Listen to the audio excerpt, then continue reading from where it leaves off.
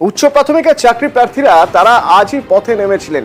সে ছবি আপনাদের দেখাবো, দিনভর দেখেওছেন আপনারা নিউজ 18 বাংলায়, করুণাময়ী সে ছবি। কিন্তু এরই মাঝে আজ আরো একটা সুখবর আছে, তা হলো এবার প্যানেল প্রকাশ হবে। তো সেই বিজ্ঞপ্তি দেওয়া হলো আগামী বুধবার, অর্থাৎ পরশুদিন উচ্চ প্রাথমিকের প্যানেল প্রকাশ হবে। বিজ্ঞপ্তি দিয়েছে এসএসসি।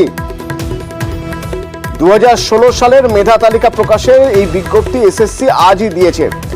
সার্নিক রয়েছে আমার সঙ্গে। সার্নিক, কি খবর রয়েছে?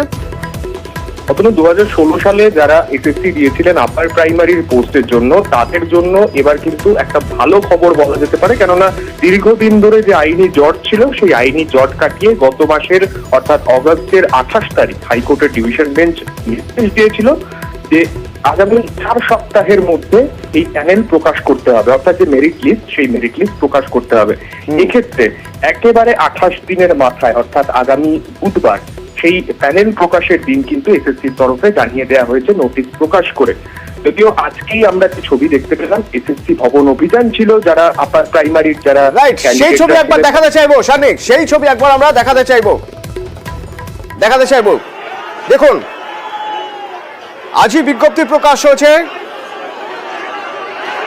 এসএসসি আজই বিজ্ঞপ্তি প্রকাশ করেছে, যে বিজ্ঞপ্তিতে বলা হচ্ছে যে প্যানেল প্রকাশ হবে বুধবার উচ্চ প্রাথমিকের।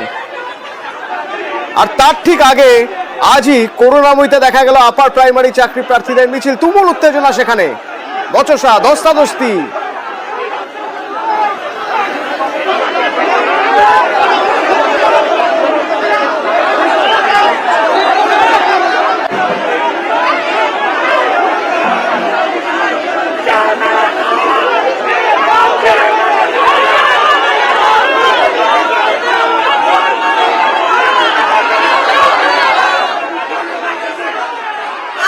যতক্ষণ পর্যন্ত আজকে আমাদের প্যানেল প্রকাশের নোটিশ, কাউন্সিলিং এর নোটিশ জারি না করা হচ্ছে, আমরা এখান থেকে নড়ছি না, নড়বো না।